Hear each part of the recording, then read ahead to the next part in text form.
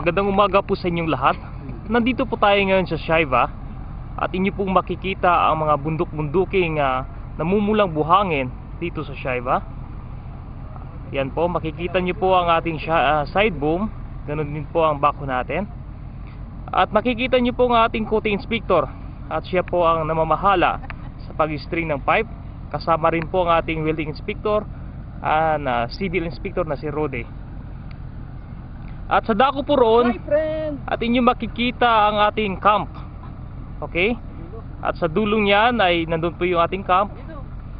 At yan po ang line. At yan po mga pipes na na-string na natin. At makikita nyo po almost 4 to 5 kilometers na ang na-string natin. And we are ready for welding. At ang welding inspector natin, at yan po ang mamahala para sa welding natin.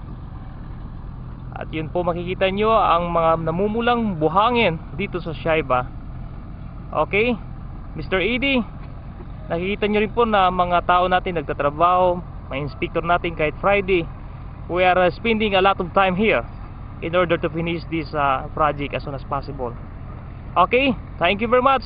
I'm Vic Marandi. Bye bye.